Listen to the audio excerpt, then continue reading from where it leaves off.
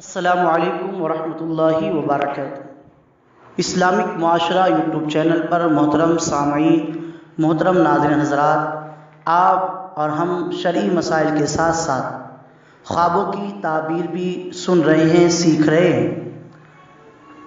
ہمارے پاس سوال آیا کہ خواب میں کتا دیکھنا کیسا، اس کی کیا تعبیر ہے؟ تو خواب میں کتا دیکھنے کی بہت ساری تعبیریں ہیں۔ تو خوابوں کی تعبیر کی بڑی ہی معتبر اہم کتاب الرؤیا علامہ ابن سیرین رحمۃ اللہ تعالیٰ علیہ کی ہے۔ انہوں نے فرمایا ہے، خواب میں کتا کمینہ اور مہربان دشمن ہونے کی علامت ہے۔ کالے رنگ کا کتا عرب میں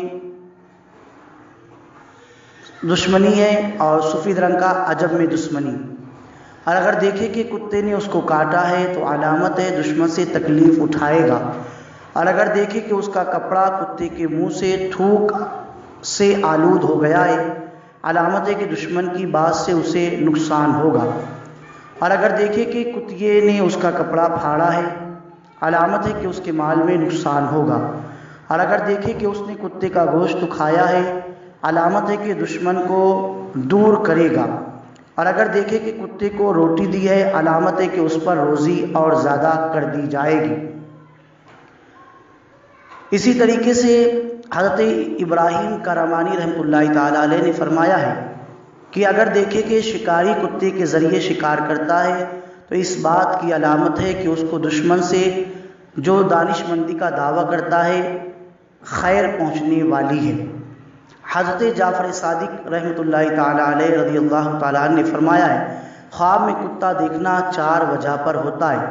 پہلی، دشمن کا خطرہ، دوسرا، لالچی بادشاہ کی طرف سے اس کے مال کے جانے کا اندیشہ، تیسرا، دانش مند یعنی عقل مند لوگوں سے ملاقات یا عقل مندی بڑھنے کا، چوتھا، چغل خور آدمی یعنی اس کی کہیں نہ کہیں کوئی چغلی کر رہا ہے۔